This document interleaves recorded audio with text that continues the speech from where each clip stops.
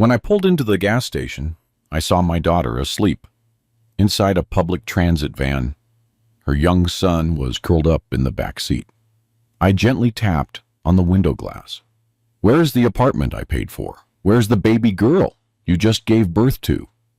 Don't you have 2 children?" She looked at me with hollow eyes and whispered, "My husband and my mother-in-law changed the locks on the apartment.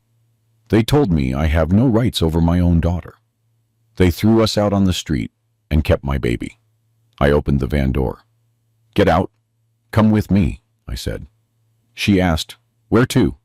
And I answered, "To make them pay for what they did. And I know exactly how to do it." Before we begin, do not forget to like this video and subscribe to the channel. Listen to my story until the end, and let me know in the comments which city you are watching from. That way, I can know how far my story has traveled. My name is Elijah Stovall, and I am 67 years old. People say that, at my age, I should be sitting on my front porch, waiting for my grandkids to come play. But the reality is that on that night, I was sitting on a bench by the gas station, holding a bag of blood pressure medication, feeling like my life was getting smaller every day. For a long time, my mind had been spinning around just one name: Maya Stovall, my only daughter. It had been nearly 5 years since I had seen her face. The last time we met, I exploded with anger because she insisted on marrying Marcus Thorne. I remember it perfectly. I shouted at her, "If you marry him, don't ever call me father again." Those words came out of my mouth without thinking. They were hot, stupid words. Since then, Maya left. My wife passed away shortly after. I sold the house in the country and moved to the city, where I rented a small place on the outskirts. A few years ago, Maya managed to contact me. By then, she was married and pregnant, and Marcus was having trouble coming up with the down payment for their condo. Even though my heart still ached, I couldn't bear to hear my daughter's trembling voice on the phone. I took out my retirement savings, the money from my late wife's inheritance, and transferred it all to Marcus's account so they would have a place to live. After that, Maya became hard to reach, as if she had deliberately cut off communication with me, but I managed to hear that she had given birth again. That night, after an appointment at the health center, I got off the bus at a small gas station. The walk to my rented house was still long. I usually rested for a while at the nearby stand, bought a bottle of water, and waited until the pain in my legs subsided. The gas station was empty, lit by flickering yellowish lights. In a corner of the parking lot, several transit vans were parked haphazardly. My eyes were already tired, but my gaze stopped on a dark green van in the corner. The interior light was dim. In the seat next to the window, a young woman was sleeping sitting up. Her head was tilted against the glass, her hair was a mess, and a worn-out jacket wrapped around her body.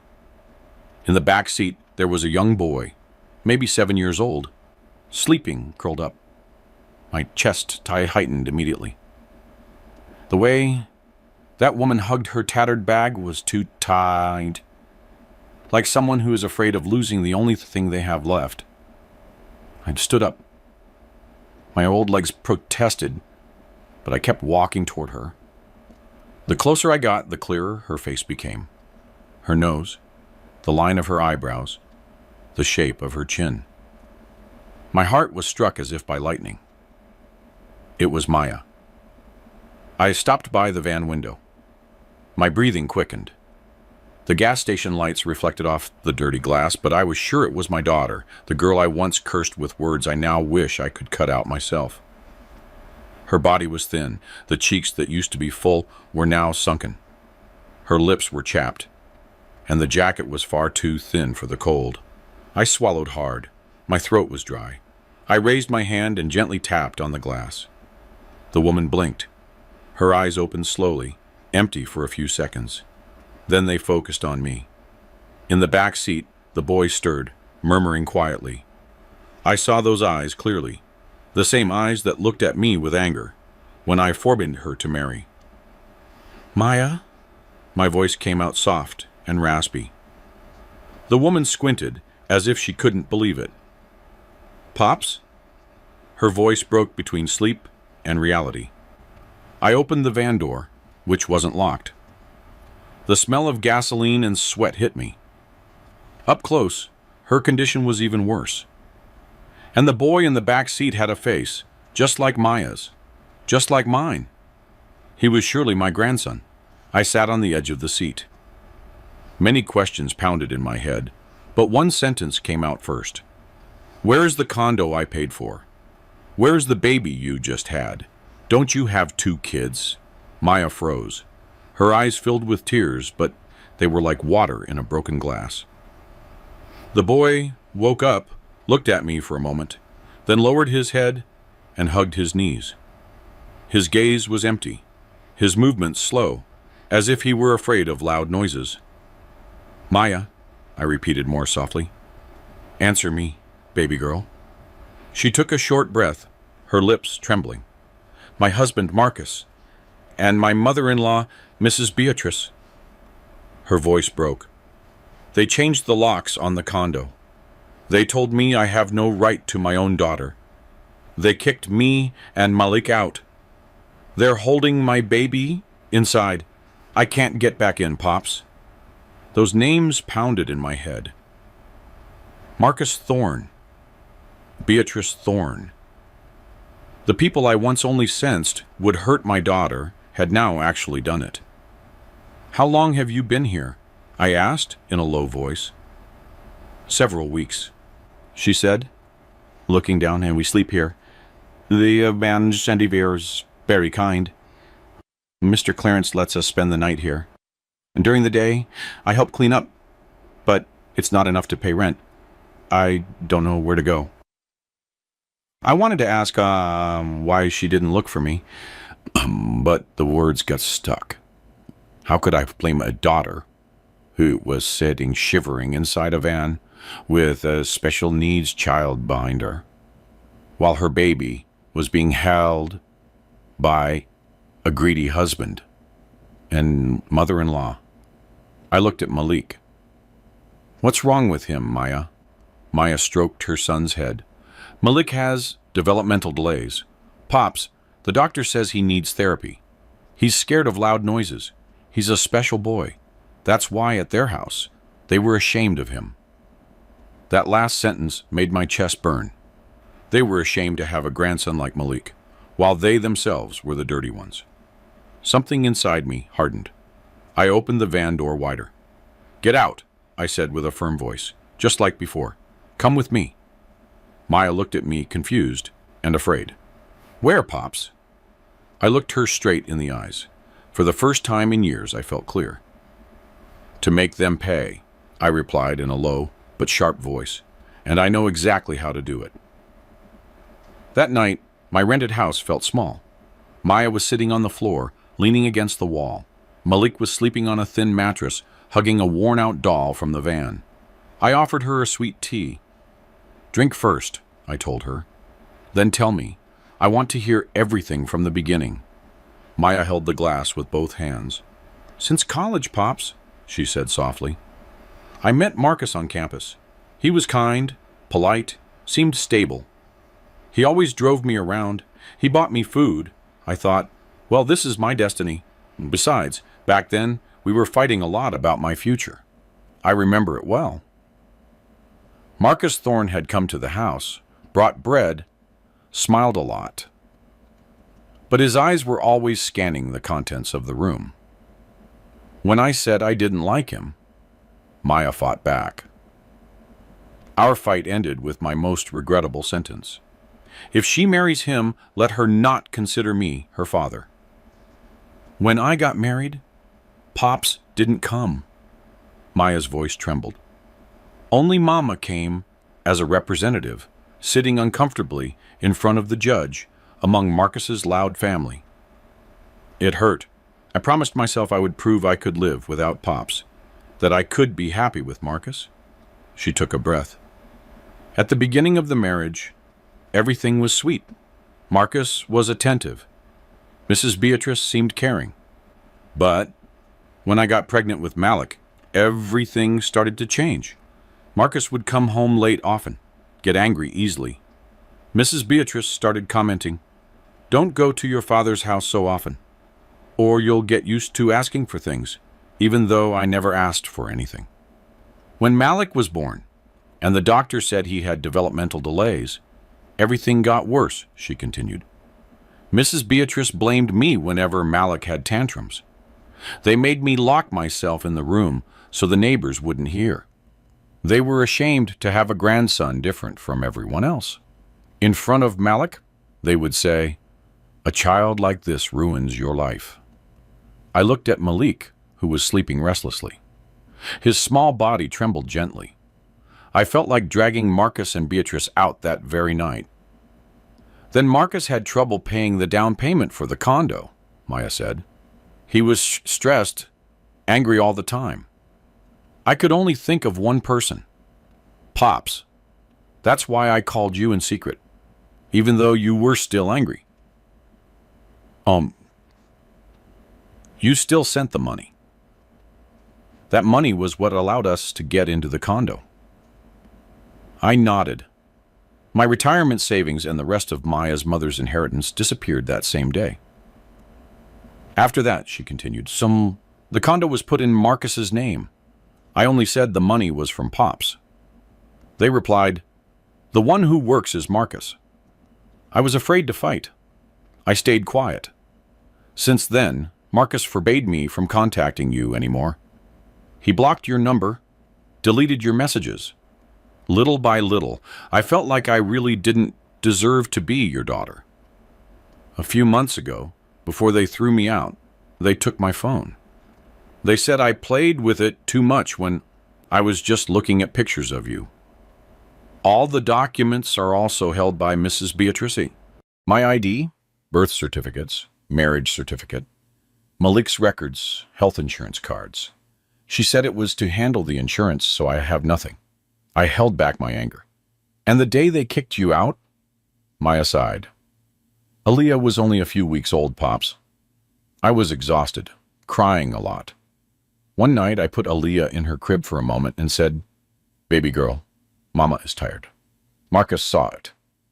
The next day he said I was crazy, that I wasn't fit to be a mother. And he talked to Mrs. Beatrice about how to get rid of me. A few days later, they sent me to buy diapers and food with Malik. Aaliyah stayed at home. When I returned, they had already changed the locks. From inside, they told me to leave. The baby was staying with them. If I made a scene, they threatened to call the police, saying I wanted to kidnap the child. The neighbors just watched from afar. She added in a low voice. The security guard came and said, "Don't cause trouble. It's a family matter." I sat in front of the door crying. Malik was hungry. By nightfall, they kicked us out of the hallway too. I only had a few bills in my wallet. My clothes, the documents, the phone. Everything stayed inside. "Why didn't you look for me?" I asked softly. The question I had saved finally came out. Maya looked down. "I didn't know your current address, Pops. The last I knew, you were still in the small town. When you said you were moving to the city, I was busy with my own life. I never asked where you lived. I don't know your number by heart. It was always just tapping your name on the phone. I don't have a phone anymore." In my head, there was only Marcus's voice. "Your father is only going to blame you." I was afraid. I was ashamed. So I just walked with Malik. We slept in chapels, on gas station benches, sometimes in store doorways, until one night, Mr. Clarence saw us and felt sorry for us. He said we could sleep in his van at night, as long as I helped clean in the mornings. She wiped her eyes with the back of her hand. Several times I thought about looking for you in the country, but I didn't have money for the bus. Besides, I was afraid that if I got there, you would tell me I deserved it all. The pain spread through my chest. I reached out and took her hand firmly. Listen, Maya, I said, in a low but steady voice. Your father made a huge mistake when I ran you off. But what Marcus and Mrs. Beatrice did to you is much more cruel. You are not crazy. You are Malik and Aaliyah's mother, and you are still my daughter. Maya looked at me, her eyes red. But I caused you trouble. You're old now. Old, I interrupted her. If I have to suffer for you and for my grandkids, that is not a burden. It is my duty. They think they can throw you away just like that. They think you have no one. I took a deep breath. The names Marcus and Beatrice spun in my head like thorns. Starting tonight, you are no longer alone, I continued. The condo, your baby, the life they snatched from you. We are going to get it all back, one by one. Let them also know what it feels like to lose. In Maya's eyes, behind the exhaustion accumulated over years, I saw something starting to appear slowly. It was no longer despair, but a small hope that stubbornly wanted to live. The next morning, the sun had barely come up, but my head was already full of plans. Maya was sleeping next to Malik. Her face looked more peaceful than the night before, but the circles under her eyes were dark. I got up slowly and covered them with a blanket. In the small kitchen, I put water on to boil and made tea while I thought about one thing, the down payment for the condo. That money was no small amount. It was the savings of half a lifetime for me and my late wife. When I transferred it to Marcus's account, I kept all the proof. If I could prove that, then that condo didn't belong only to Marcus. I pulled up a chair, climbed up slowly, and reached for a brown cardboard box on top of the old wardrobe, a box I had almost never opened since my wife died. Inside was a blue plastic folder, a bit damp with the smell of old paper. I brought it to the table, sat down, and opened it one by one. A worn savings book, Maya's old birth certificate, letters from my late wife from when she still worked in administrative projects. And among all that, I found what I was looking for. Photocopies of bank transfer receipts, several sheets with my handwriting in the margin. For the down payment of Maya's condo, it said in slanted, neat writing. There was a date, an amount, and an account number in Marcus Thorne's name. Under the last receipt was a yellowed sheet of paper, a handwritten letter from my wife. Elijah, if one day this money is used for anything other than for Maya and her children, do not stay silent. You have a right to fight for it. I stayed silent for a long time. It was as if she were speaking directly to me from beyond. Little by little, I arranged those documents in a folder. My hands were shaking, not from age, but from anger mixed with determination. Marcus thinks he's the smartest one. He thinks because I'm old and alone, I'll just close my eyes. He's wrong. There was a noise on the floor. Maya came out of the room with messy hair and half-open eyes. Pops, didn't you sleep? I've slept enough, I replied. Come, look at this for a moment. She approached. I handed her the transfer receipts and the letter. Maya read them. Her lips were trembling. This is Mama's handwriting, she whispered. Yes, I said. Before, you never wanted to listen when I told you something about Marcus didn't sit right with me. Now look for yourself. That condo stands on your mother's sweat and mine. They think they can just throw you out. Maya bit her lip. Pops, But the condo is in Marcus's name. He has the documents. The law looks at the papers. That's why we have to use papers too, I interrupted. Not just cry in a transit van. Malik woke up, rubbed his eyes, crawled to Maya's lap, and looked at the blue folder on the table without understanding. Then he leaned his head on his mother's shoulder. I stroked his head. Malik wants some bread. He nodded slightly. This boy might have trouble speaking, but he understands when he is treated with love. While I prepared a simple breakfast, my mind was already on the next step. I can't walk this path alone. I need someone who understands the law. The name that popped into my head was Xavier. Xavier was a co-worker of mine back on the construction projects. Later, he studied law at night and became a lawyer. When my wife got sick, Xavier often came to help with the hospital paperwork. In recent years, we hadn't contacted each other much, but I still had his number saved. After breakfast, I took my old phone. I searched for Xavier's number in a little notebook, not in the contacts. These old fingers pressed the numbers carefully. It rang several times. Then a deep, familiar voice answered. Hello? Xavier. It's Elijah. Elijah Stovall, the one who worked with you on the sites. There was silence for a moment. Then the voice on the other end sounded surprised but happy. Mr. Stovall, Lord have mercy, it's been so long. Where are you now? In the city, I replied briefly. Xavier, I need help. It's not for me, it's for Maya. I told him the main points, not all the details, but enough for Xavier to keep a long silence. On the other end, I could hear a heavy sigh. This is too much, Mr. Stovall, he finally said. Legally, it's complicated, especially since the movements are in their hands. But it doesn't mean nothing can be done. There is a path, it just takes time, effort, and yes, some money. I'll worry about the money, I said quickly. The important thing is that you tell me first. Is there a chance Maya can get custody of her children? And if possible, that they don't get to keep that condo entirely.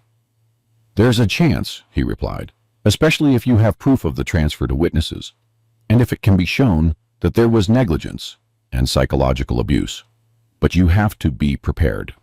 They won't stay quiet.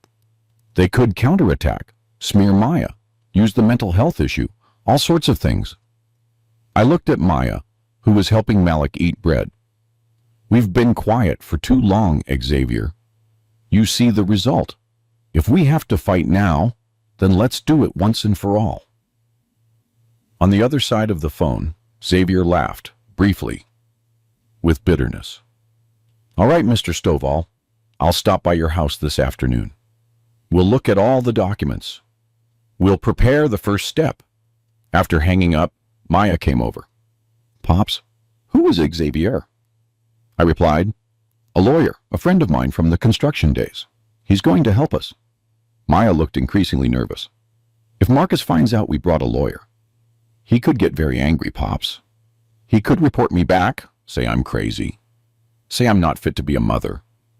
I'm afraid Malik and Aliyah will be taken by the government or something. I looked at her intently. How long do you want to sleep in a van, Maya?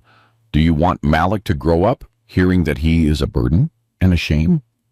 If we stay quiet, Marcus and Mrs. Beatrice are going to get bolder. They've been doing whatever they want for far too long. Maya stayed silent. Tears welled up in her eyes. I sat in front of them, taking Maya's hand and stroking Malik's head at the same time. Listen well. This is not just about the condo. It's about dignity. For your children. They've already taken your home, your baby, your husband, your sanity. If we leave it like this, they'll want to take Malik too. At this point, there are only two options. We lose everything, or we fight until they are the ones on their knees. Maya looked at me for a long time.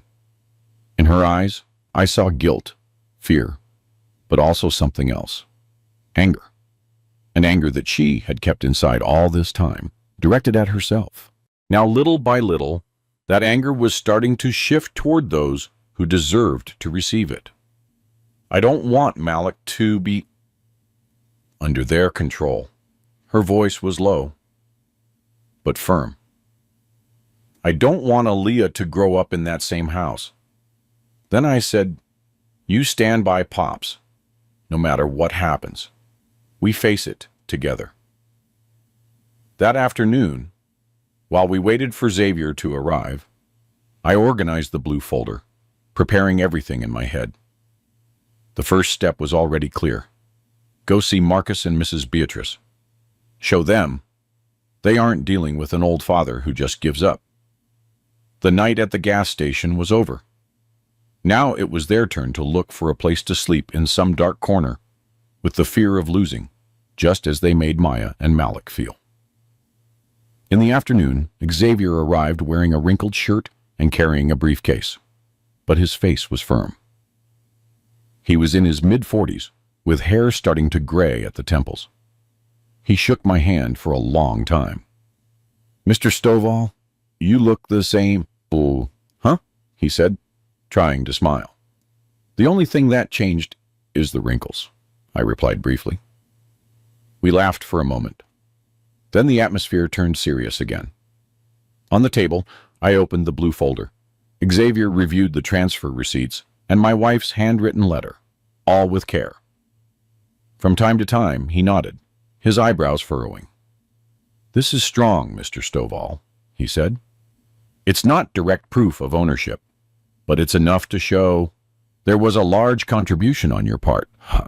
Adding the fact that they kicked Maya out and are withholding the child, this can be the basis for a civil and custody lawsuit. Maya was sitting stiffly on the edge of her chair. Her hands gripped the edge of her skirt. But they have all the documents, sir, she said in a low voice. If they say I'm crazy... Xavier looked at her. Mrs. Stovall, has a psychiatrist ever examined you? They only told me I had postpartum depression, Maya replied. They gave me tranquilizers. I'm not crazy. Exactly that, Xavier said. Postpartum depression is on. It's no reason to take a baby away, but they can flip everything. That's why we need to have our own story, not just defend ourselves. I intervened. Xavier, now, what's the first step? Tomorrow we go to their condo, Xavier replied without hesitation. I want to see directly how they talk, what their attitude is. We take this folder. We present ourselves well first. If they get difficult, then we play hard through the law. Maya looked pale. To the condo? I'm not ready yet to see Aaliyah and not be able to do anything, sir? I took her hand. That's exactly why we're going. You're not alone anymore. The next day, we were standing in front of the condo building I had only seen in pictures before. A high-rise building with an air-conditioned lobby, shiny floors, and guards in elegant uniforms. My old legs protested as I climbed the few stairs, but I forced them. Maya held Malik by the hand. He was restless, covering his ears because of the noise. Xavier checked in at the front desk. We want to go to the unit in Marcus Thorne's name, he said. I am Xavier Vance, the attorney. This is the father of his wife and his wife herself. The receptionist called up. Her expression changed several times. Then she nodded awkwardly. Please wait. Mr. Thorne will be down. I snorted softly. He's making us wait here, I whispered to Maya. A few minutes later, Marcus appeared from the elevator, long-sleeved shirt, dress pants, gelled hair, smelling of cologne. On the outside, he still looked like the ideal son-in-law. His eyes went straight to Maya and Malik. For a moment, he froze. Then his face hardened. Why are you bringing old people here? He said sharply. And that boy, his look toward Malik was like looking at trash. Why don't you find somewhere else to cause trouble? I took a step forward. Let's speak with respect, Marcus, I said without emotion. This is your son? not a stray cat. He looked me up and down. Mr. Stovall, right? It's been a long time. Sorry, but this is my home. You can't just come here and make a scene.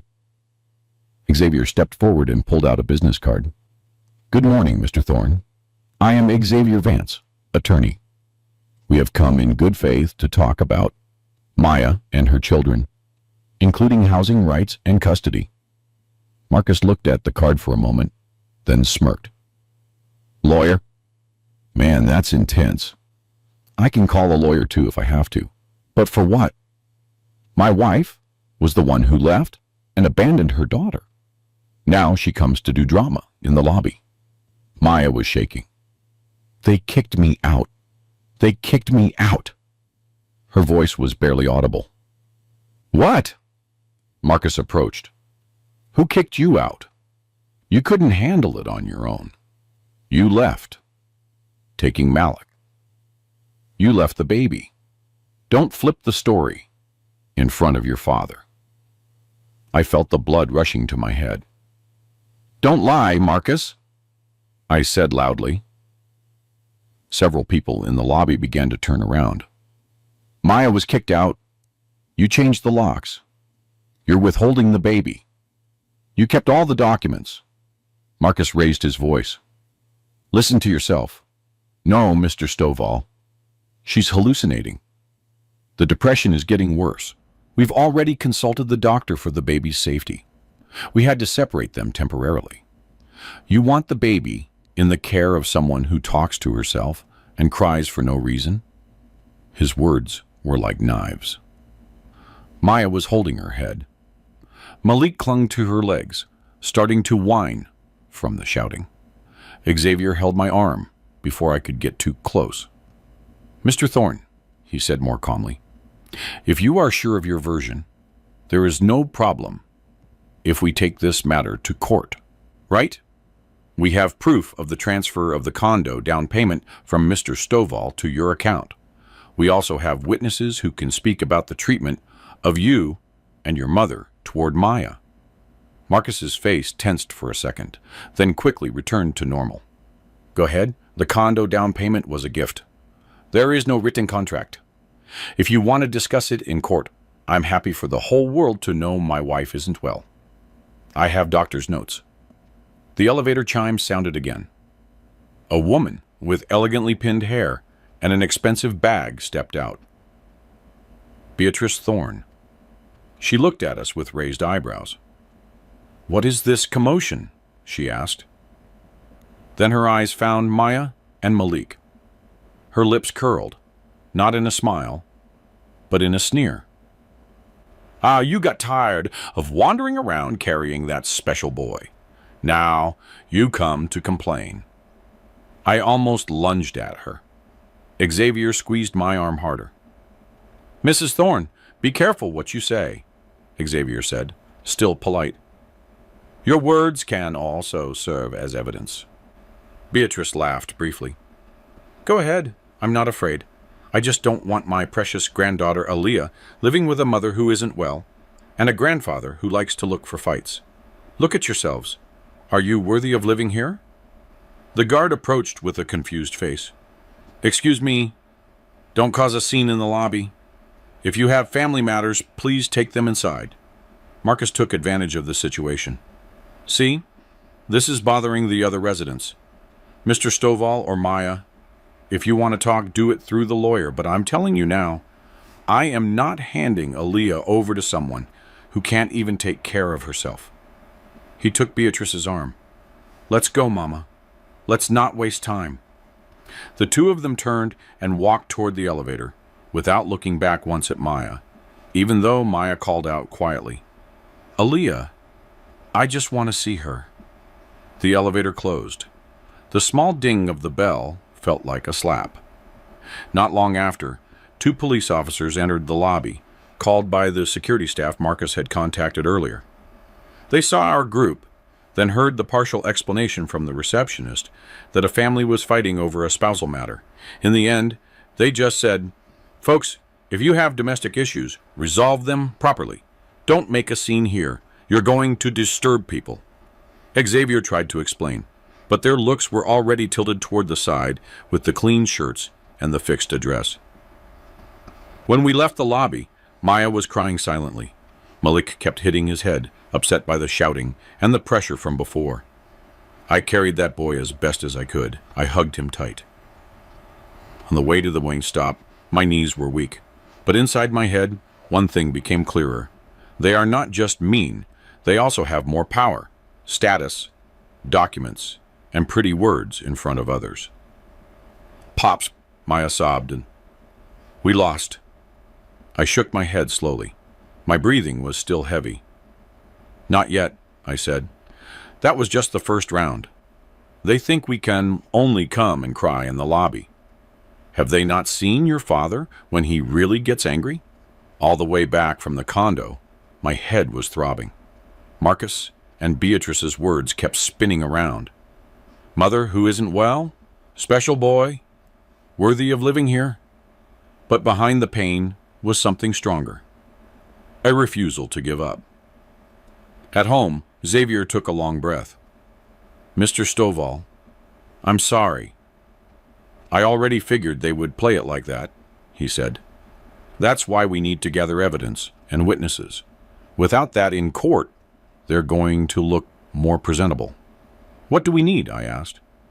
First, people who can tell about the treatment toward Maya and the children, he replied. Second, proof that they abused Maya's situation. Third, maybe there are financial records that show Marcus used money that should have been for the children. Maya was sitting quietly, with swollen eyes. Who is going to defend me? She whispered. The neighbors at the condo believe them. Not everyone, Xavier intervened. There is always one or two people who see more clearly. We start with the place where Maya gave birth. There are surely nurses or staff there who know what Marcus and Mrs. Beatrice's attitude was like. I nodded. That made sense. Then tomorrow we go to the clinic, I said. The next day, the three of us went to the maternity clinic where Aaliyah was born. The building wasn't large, but it was full of people. At the reception banquet, Maya introduced herself. I gave birth here under the name Maya Stovall. Does the nurse who attended to me still work here? The woman at the desk looked up the data on the computer. Then she called out, Tasha, come here for a moment. A young woman in a nurse's uniform approached. Her face was kind. She was in her late 20s. Seeing Maya, her eyes went wide. Mrs. Stovall? Her voice sounded surprised. My goodness, really, how are you now? Maya tried to smile. Do you remember me, Tasha? Of course I do, she replied. I was on duty the night you gave birth. But now, how? Tasha looked her up and down. Then she looked at Xavier and me. We want to ask a favor, I said directly. Can we talk in a quieter place? We sat on a long bench near a small garden behind the clinic. Tasha listened as Maya told her what happened after leaving the clinic.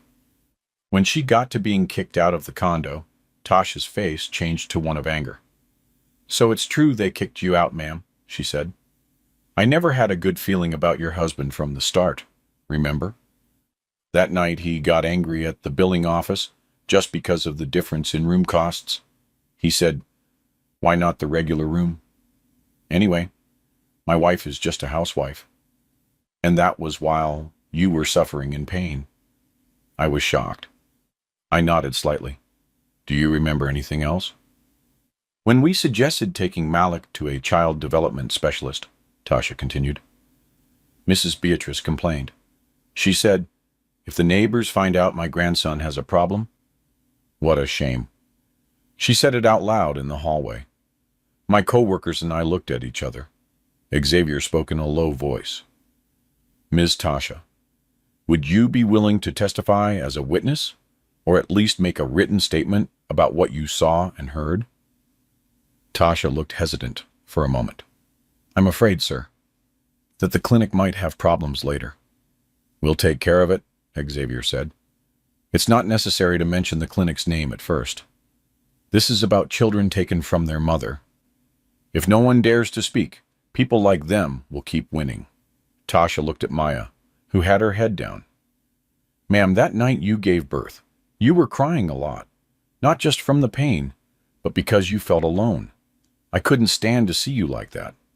If I stay silent now, I feel like I'm also a bad person, she said in a low voice. All right, sir. I'm going to help. I'll make the statement. If necessary, I'll go to court. I almost cried hearing that. Thank you, daughter, I said. You don't know how big this is for us. In the afternoon, we sat again at my kitchen table. Xavier was putting together the plan. Besides Tasha, we need a witness from where Mr. Stovall lives, he said. Someone who can say that Malik is well cared for, that he is not abandoned. Mr. Holloway, the block leader here. He sees me taking care of Malik often. Good, Xavier replied. We'll talk to him later. And about the money, I have a contact at Marcus's former company. He says the company had provided special support for therapy for children with special needs. I want to verify if that money was actually used for Malik or where it went. Maya looked up. The company gave support? They never told me anything. Xavier and I looked at each other. If it's true that money wasn't used, as it should have been, Xavier said in a low voice, that could be a very strong point. It means Marcus not only abandoned him, but also took advantage of Malik's situation for his personal gain. Maya held her head. So he wasn't just mean to me, but to his own son. Someone who sees his son as a burden won't hesitate to use him as an excuse to get money, I said briefly. Don't be surprised. We stayed silent for a moment. In the middle of the silence, I once again took out my late wife's handwritten letter. I read it aloud in front of them. Elijah, if one day this money is used for anything other than for Maya and her children, do not stay silent. You have a right to fight for it. My own voice sounded shaky. Your mother always knew the world isn't fair, I told Maya. She left me this responsibility. Before, I failed to protect you from a bad decision. Now, I don't want to fail twice. Maya looked at both of us alternately. What if they attack me later with the postpartum depression argument? She asked softly. If the judge believes them, I could lose Aaliyah and Malik completely. That's why you have to prove that you want and can get proper treatment, Xavier said. Tasha mentioned there's a free counseling program at the health center. We'll take it, not because you're crazy, you see, but so that when the judges ask, we can answer clearly. I nodded. Tomorrow I'll take you to the health center. We'll ask for a referral. We'll follow the sessions they recommend. We'll use every legal means. Maya took a long breath, like someone preparing to dive into cold water. All this time, I always ran away, she said in a low voice. I ran from Pops. I ran from problems. It turns out that no matter how far I run, the pain stays attached. If I have to face them in court now, then let it be once and for all. I looked at her intently. Are you sure? She nodded, firmer this time. I don't want Malik to realize later, when he grows up, that his mother just stayed quiet while they humiliated him. I don't want Aaliyah to grow up without knowing that her mother fought. At that moment, I saw Maya, not as the stubborn girl who left me for the wrong man, but as a wounded mother who wanted to stand up. That was the difference. Xavier slowly closed the blue folder. Good, he said. Then from today on, we don't just defend, we counterattack cleanly. Let them, who like to play dirty, eventually fall by their own filth. Several weeks after the meeting with Tasha, our lives felt pulled in two directions. On one hand, little by little, we were gathering strength. On the other, Marcus and Beatrice started to strike back. Every Tuesday, I took Maya to the health center for counseling. The doctor there, a middle-aged and calm woman, always spoke gently to Maya.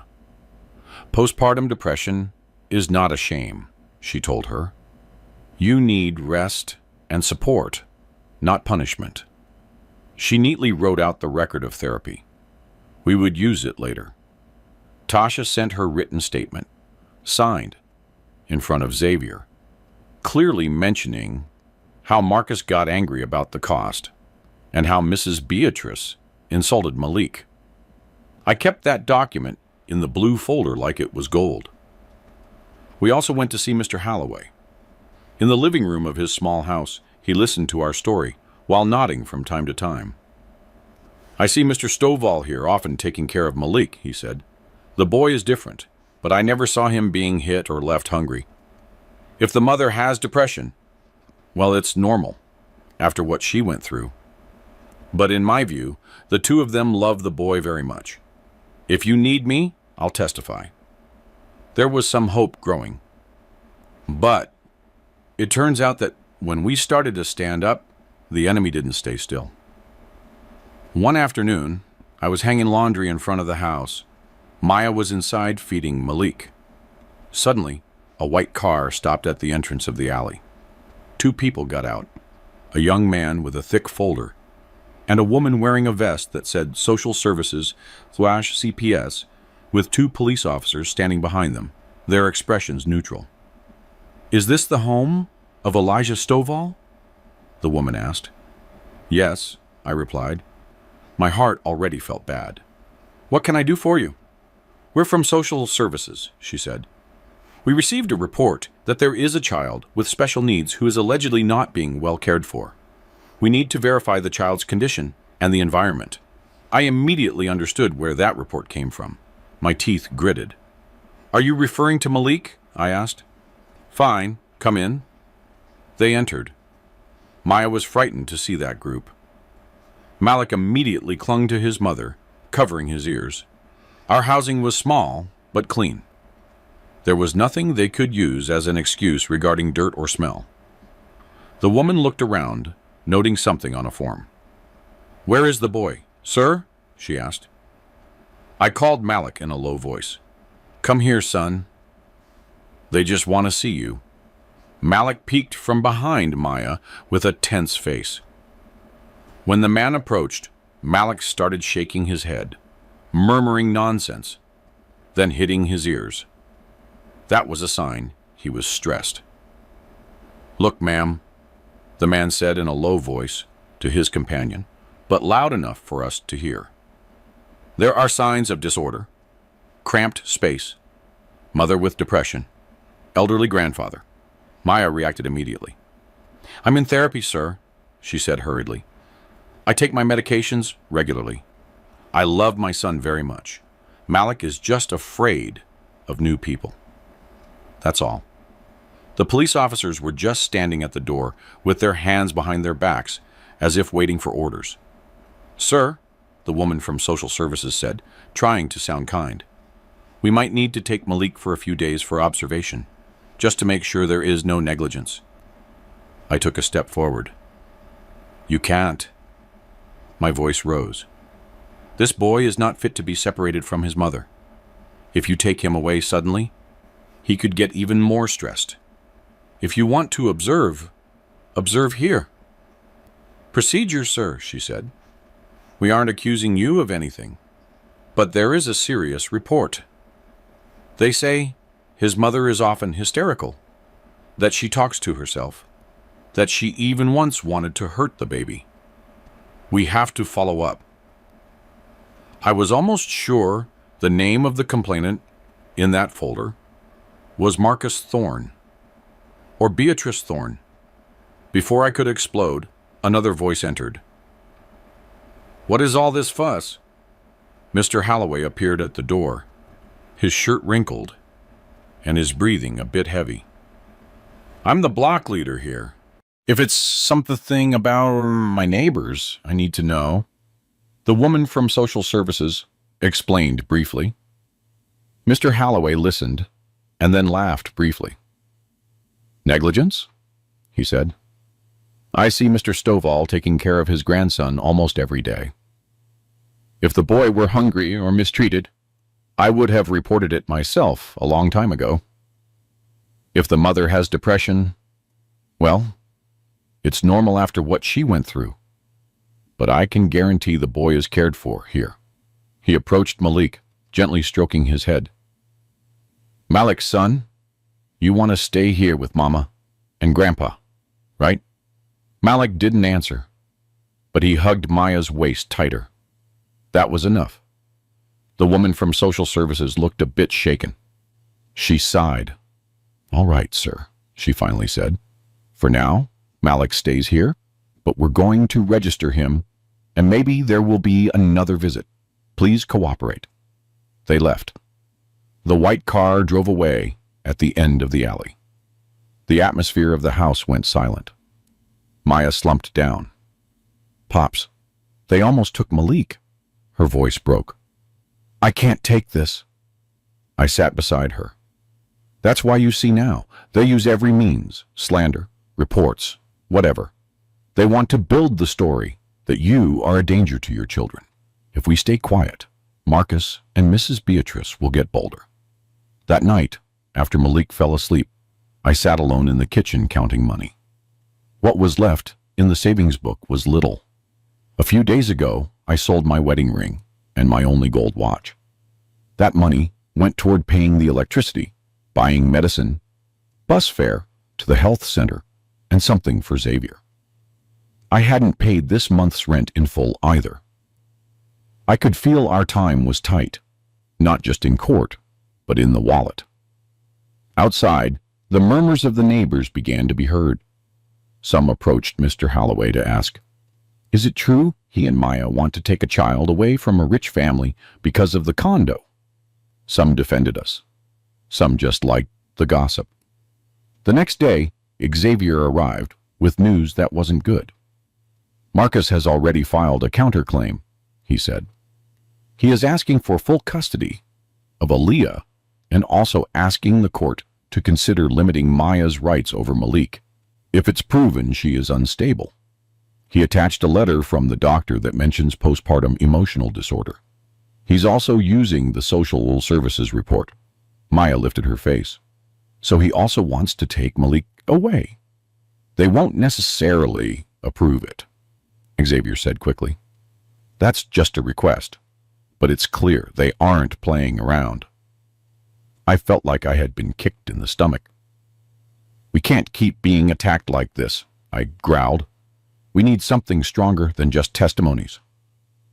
We decided that night to gather all the witnesses and evidence more orderly. Tasha was ready to come whenever needed. Mr. Holloway already had his statement ready. Xavier's contact at Marcus's former company gave news over the phone. There really were support funds for Marcus's son's therapy, but there is no proof they were used for therapy. Everything just appears as personal expenses. There is one more thing that occurred to me, Mr. Holloway said suddenly. At that moment, we were sitting on the porch of my house. Night was beginning to fall. When they kicked Maya out of the condo, there was a scene in the hallway, right? Here on the block, there's someone who works as a guard in that building. He said that day, the security camera recordings were reviewed by management. So, on the building's server, the recordings might still be there. I turned quickly. Recordings? Yes, Mr. Holloway replied. I don't know if they still exist, but usually condos keep them for a long time for security. An image appeared in my head. Maya standing in front of the condo door crying, knocking. Marcus and Beatrice inside, perhaps captured by the camera. If we could get that recording of the moment they took Aaliyah from her, of the moment they kicked Maya out, that would no longer be just a testimony. I looked at Xavier. Our eyes shone the same way. Xavier, I said, my voice low but clear, if that recording still exists, that could flip everything. Xavier nodded. Tomorrow we go there, he said. As long as they haven't deleted it, that is our chance. For the first time after the social services visit, my chest felt a bit more relieved. They had already attacked us. They almost brought us down. Now, maybe it was our turn to pull them into a place they couldn't escape. The truth, recorded on camera. The next morning, Maya, Xavier, and I were standing once again in front of Marcus's condo building. It felt like returning to the place where we were humiliated. But this time, we didn't come to cry in the lobby. At the front desk, Xavier spoke in a low but firm voice. "We want to meet with the building management," he said, "related to a formal request for security camera recordings from some time ago." The employee looked at us for a moment, then called someone. After a few minutes, we were shown into the building manager's office on the second floor. There, a man with glasses was waiting for us. "I'm Anthony, the building manager," he said, "regarding the camera recordings. The time we normally keep them is 1 month. The incident you mentioned is past that, right?" My heart sank. "So you've already deleted them?" I asked quickly. "Not necessarily," he replied. "For certain cases, we keep them longer on the central server because there was an internal audit. So it's very likely they still exist in our main management office, but we only release recordings if there is an official request from the authorities. Then we will request it through the court," Xavier said. "But to build the case file, we need confirmation first. On the day Maya was kicked out of the condo, are there recordings of the hallway and lobby that are still saved?" Anthony looked at his computer screen and typed something. Time passed slowly. Maya squeezed the edge of my shirt. My hands were cold. After a few minutes, Anthony sighed. "According to the system, the file isn't here," he said. "But I see a record that on that day, the hallway and lobby recordings were backed up to the central server because there was an internal audit. So they are very likely still at our central management office." "Can you help us request a copy?" Xavier insisted. Anthony hesitated. "I don't have direct authority. That's a matter for the central office, but I can send an internal request email saying the recording is needed for a judicial process. At least that way, when the judge officially requests it, we'll be ready." That was enough for me. "Please, sir, this recording isn't just an image to us. It is my daughter's life." Anthony nodded. "I understand, sir. Coincidentally, one of our staff, Daryl, was the one on duty that night. He says he saw a moment of the recording. When there was a scene in the hallway, he remembers it. I'll send for him right now." A few minutes later, a guard in a neat uniform entered. "I'm Daryl, sir," he said politely. "I remember that night. This lady," he pointed at Maya, "was sitting in front of the door, holding a small boy who was crying. Mr. Thorne and his mother were inside, shouting at her to leave. I asked them to speak properly, but Mrs. Beatrice said, leave her so she learns. The recording exists. I saw it for a moment." I almost choked on my own tears. The image of Maya in front of the door was no longer just imagination. There was someone else who had seen it. "Young man, Daryl, would you be willing to testify later?" Xavier asked. Daryl looked hesitant. "I work here, sir." "I'm afraid there might be trouble." Anthony intervened. "If they call you officially from the court, you have to go, Daryl," he said. I, as the manager, will explain that you were just doing your job." Daryl nodded slowly. "Then I'm ready, sir." On the way back, Xavier explained, "The recording isn't in our hands yet, but at least we know it exists. In the lawsuit file, I'm going to ask the court to order the condo management to hand over the recording. If the judge agrees, they have to obey." Maya looked out the window of the bus. Her face was a mix of emotions. "If they play that recording in the trial," she said in a low voice, "everyone will see they kicked me out. Everyone will see I didn't abandon Aaliyah." "Exactly that," I replied. All this time, the story was only Marcus's version. Now, it's time for the world to hear our version. That night, after Malik fell asleep, Xavier and I sat at the table, the blue folder in the middle. "Mr. Stovall, I have to speak to you honestly about the costs," Xavier said carefully. All this time, I've helped as much as I can. But to file a large civil lawsuit and a custody request, there are administrative costs, copies, transportation, and so on. I'm not going to charge you much, but the court has its own fees. I expected that. About how much? Xavier mentioned a figure. It wasn't exaggeratedly large for someone with money, but for me, living in a small rented house with scarce savings, it was like a high cliff. Maya lowered her head. Pops, if it's too much, maybe we should back off, she said in a low voice. I don't want you to sell anything else for me. Let's live like this. The important thing is that Malik and I are together. I looked at her intently. Living like this is waiting for the day a letter arrives from the court saying you no longer have any rights over Leah, waiting for Marcus to win from the shadows. Maya stayed silent. Her tears fell. I took a long breath. Xavier, this rented house, what is its status? I asked. You pay the rent annually to the landlord, right? Xavier asked back. I nodded. Yes, there are still several months left. If you are willing to move to a smaller, cheaper place, we could negotiate with the landlord to ask for a refund of part of the unused rent, he said, adding in selling some things that aren't necessary. Maybe it will be enough for the initial costs. Later, if we win the lawsuit, we can settle the finances with the compensation from the condo. Maya protested immediately. Pops, no, you're old. Are you going to live in an even tighter place because of me? I smiled with bitterness. My life has never really been comfortable, Maya. When I was young, I slept in construction camps while working on the sites. Now, if they tell me to move to a more cramped house, it's nothing new. But I raised my hand, stopping her. Listen, there are moments when parents must know when to stop sacrificing. That is true. But there are also moments when, if the father isn't willing to sacrifice a bit of the comfort he has left, his daughter and his grandkids will be trampled.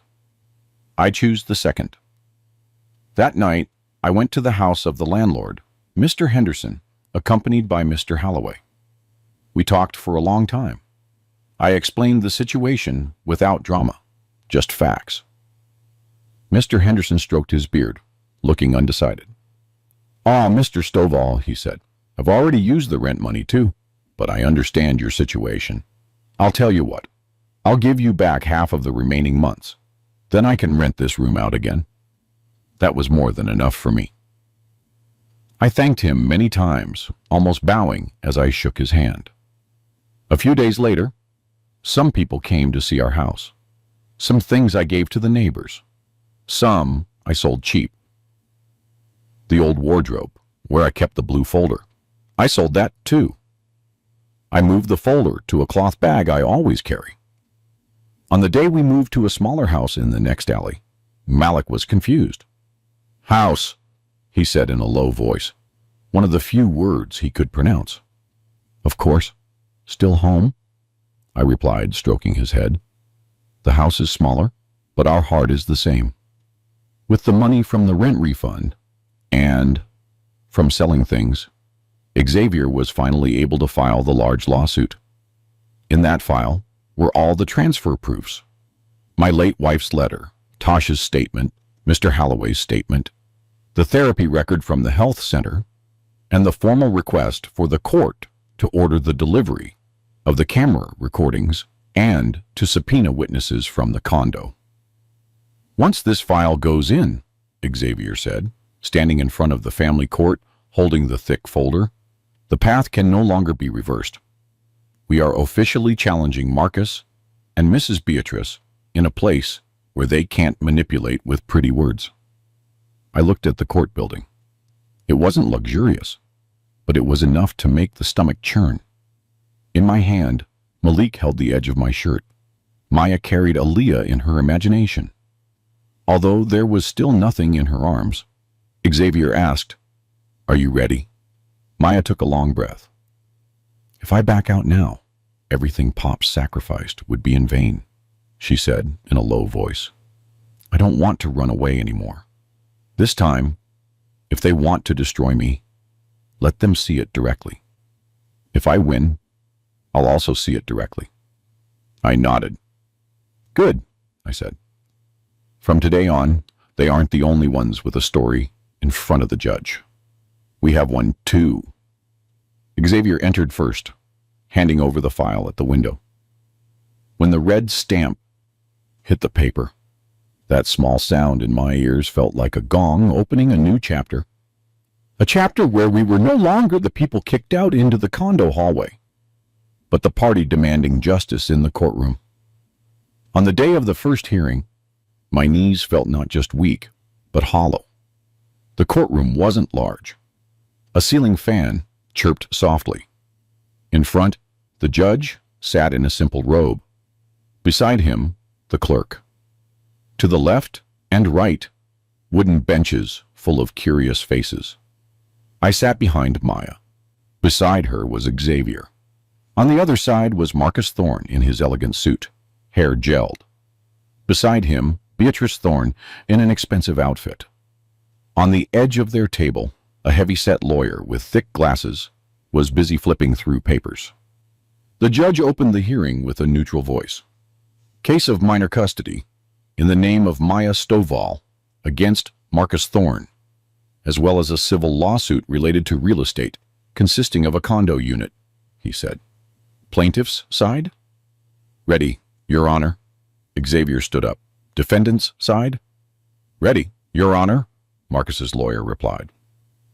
At the beginning, the judge allowed each lawyer to read the main points. Marcus's lawyer stood first. Your Honor, his voice was loud.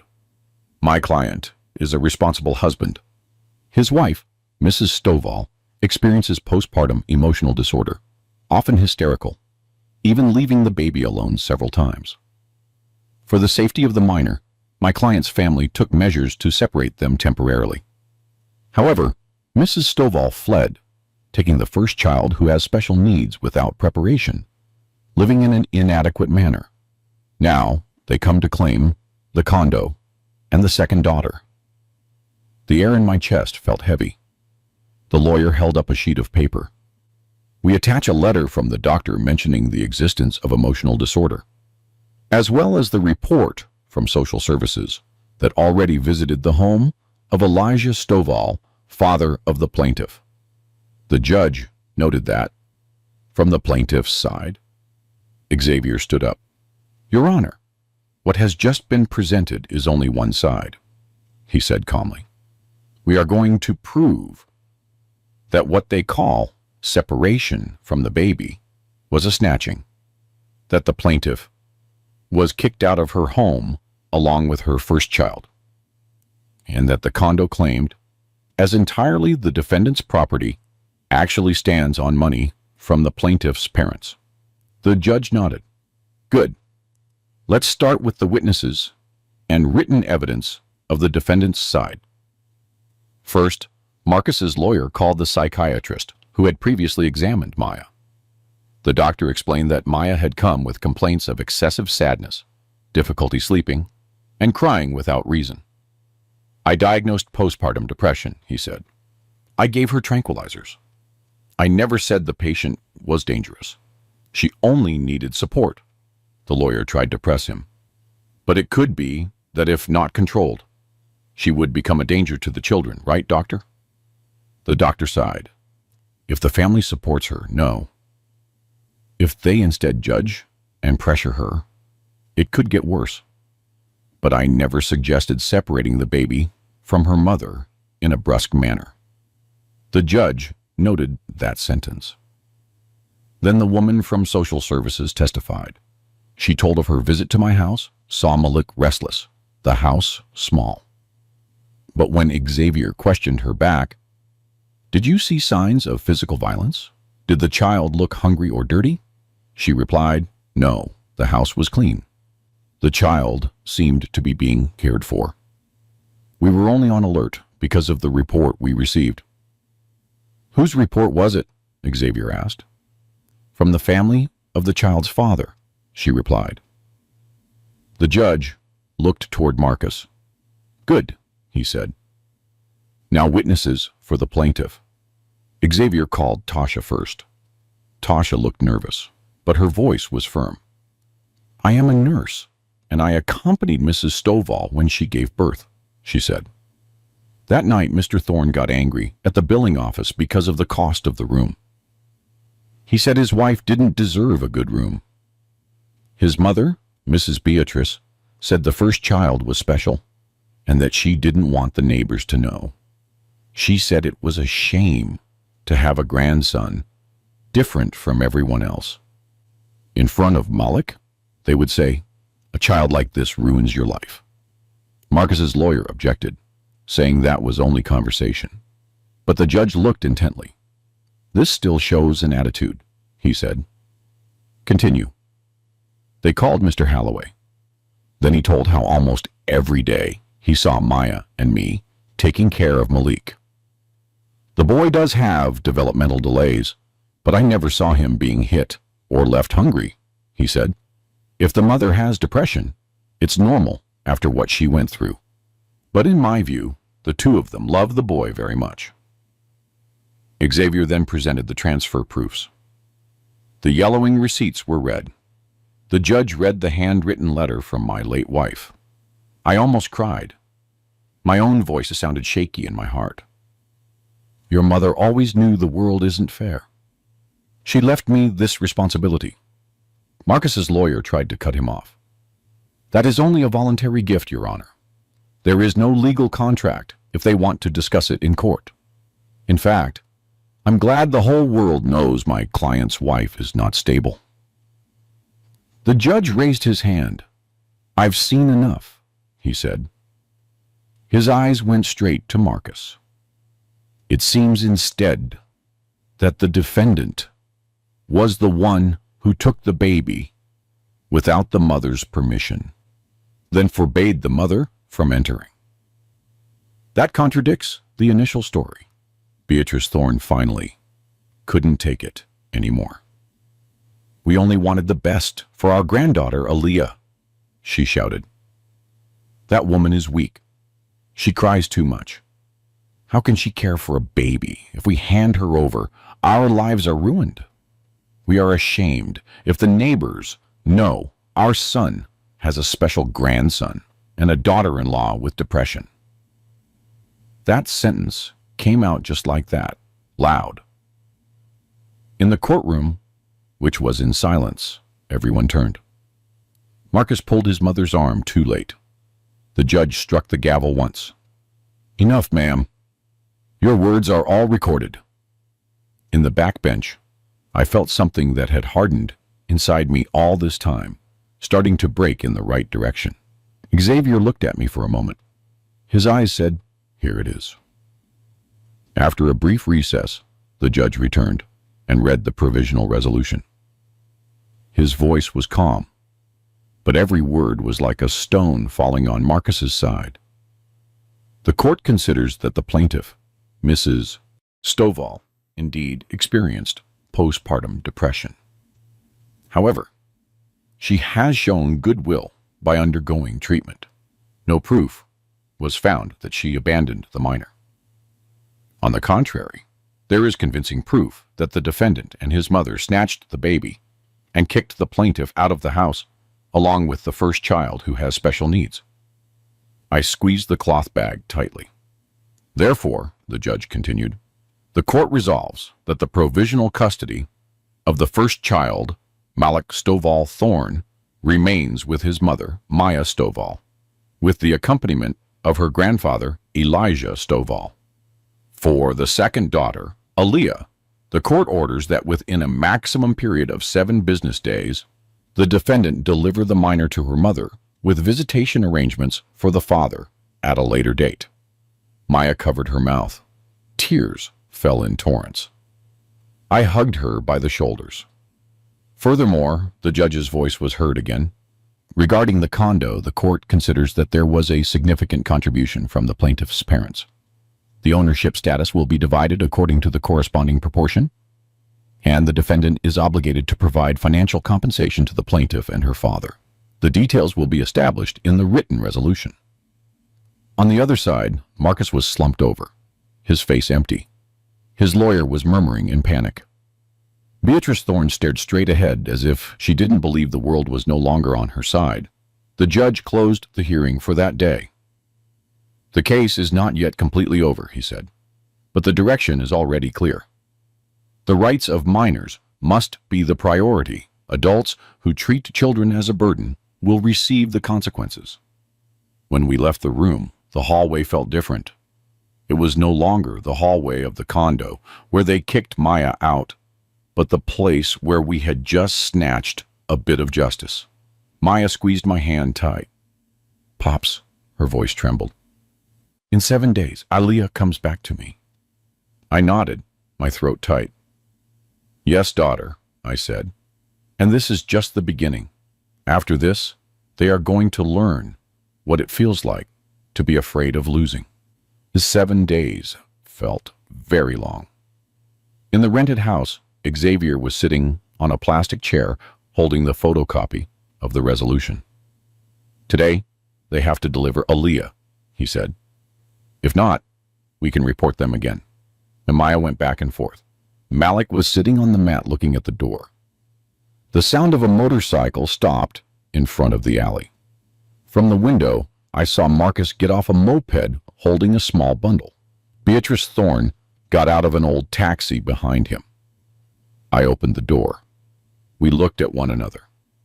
"Here she is," Marcus said, extending the baby. According to the resolution, Maya stepped forward. Her hands shook as she received Aaliyah. As soon as the baby passed to her arms, Aaliyah stirred for a moment. Then she stayed quiet, crying. "Forgive me, baby girl. Mama was late," she whispered. Malik approached, his hands hesitant. Beatrice crossed her arms. "We have complied with the court order," she said sharply. "It doesn't mean we agree. We only need you to obey the law, ma'am," Xavier replied. "From now on, if you want to see the child, it's through the legal route. No more taking her in secret." Marcus looked inside the house. "Are you sure you want to raise these children in a place like this?" he said to Maya. "Can you live well with me?" I intervened. "Well for you, not for the children. Well, where no one says they are a shame. It's small here, but no one throws them away." Marcus stayed silent. His face looked older. Beatrice did too. "From now on, if you want to see the children, it's through the legal route," I said. "No more taking them in secret." Marcus clenched his fist, then turned around. Beatrice looked for a moment at Aaliyah. "If you can't, don't be proud," she said. "This girl deserves the best." Maya lifted her head. "That's why she can't stay in your house anymore, ma'am," she replied. "I am poor, but I don't throw children away." Beatrice didn't answer. She followed Marcus. Their taxi disappeared at the end of the alley. Several months later, our lives slowly took shape. Every morning I cooked rice, boiled water. Maya breastfed Aaliyah while watching Malik build blocks. Twice a week, I took Malik to therapy. He was still afraid of loud noises, but he was starting to dare to look at people. Sometimes he would point to his little sister and babble, "Baby, sister." The compensation money we used carefully, paying debts, buying a mattress, fixing the roof. The rest we kept in the children's names. We weren't rich, but we no longer slept in a van. Maya kept going to counseling, this time because she wanted to take care of herself. One afternoon we were sitting on the porch. The children were playing on the mat. "Pops," Maya said, "if you hadn't passed by the gas station that night, maybe I'd still be in the van." I looked at her. "If I hadn't said stupid things before, maybe you wouldn't have gotten this far," I replied. "But it's over. The important thing is that we don't repeat with Malik and Aaliyah what others did to you." Maya smiled slightly. "Before, I promised myself not to be a grumpy father like you," she said. Now I'm grateful you are grumpy. If you had stayed indifferent, maybe I'd be gone by now." We laughed. News of Marcus and Beatrice arrived little by little. After the resolution, Marcus sold the condo. The money went toward paying obligations and covering debts. He and Beatrice moved to a small rented house on the outskirts of the city. Marcus was demoted at work, then resigned. Some say he now does odd jobs. Beatrice rarely leaves the house. The extended family keeps their distance. One day, without meaning to, we passed through their area. Maya and I were in a moped taxi. Malik was in front, hugging the driver. Aaliyah was in arms. In an alley, I saw Marcus sitting in front of a small house, smoking with a lost look. Beside him, Beatrice was in a plastic chair looking at the muddy street. Our eyes met for a moment. There were no shouts, just a few seconds. I tapped the driver. "Keep going," I said. In my heart, there was a small part that wanted to get off and say, "Now it's your turn." But I looked at Malik leaning on my back and Aaliyah asleep on Maya's chest. They are not spectators of revenge. Slowly, I whispered to Maya, "Before, they kicked you out of home. Now they are afraid life will kick them out. That is their business. Ours is to take care of our own home." Maya nodded. "I don't need to see them fall lower, Pops," she said. "Seeing my children here is enough." The moped taxi drove away. The figures of Marcus and Beatrice became small. Then they disappeared around the curve. That night, after putting the children to bed, I sat on the edge of the mattress. The light was dim, the room small, the walls damp. I remembered the night at the gas station, the van parked in the corner, Maya and Malik sleeping curled up. At that moment, I felt very late as a father. Now I saw Maya asleep between Malik and Aaliyah. Their breathing was soft, rhythmic. There was no lock they could change in secret. There was no door they could close in front of us. I stroked Maya's hair. "Before, at the gas station, I almost lost you," I whispered. "Now that I can see you here with your children, that is enough." For the first time in so long, this chest was not full of rage. Our life was still difficult, but we were standing on our own feet. Those who once trampled, now know what it feels like to fall. And my task as a father and grandfather, only one remains: never allow us to become people like them. This story taught me that karma always finds its way. Those who treat family as a burden, those who believe they can trample on the weakest without consequences, sooner or later face the consequences of their own actions. And those who fight with love and dignity, even if the path is difficult, find the way to stand up. If this story made you reflect on the value of family, on the importance of defending those we love, or if it simply moved you, I invite you to leave me a comment telling me what you think.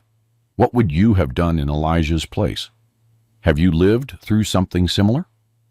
I would love to read you. Don't forget to like this video, subscribe to the channel, and turn on the bell so you don't miss more stories like this. Thank you for staying with me until the end.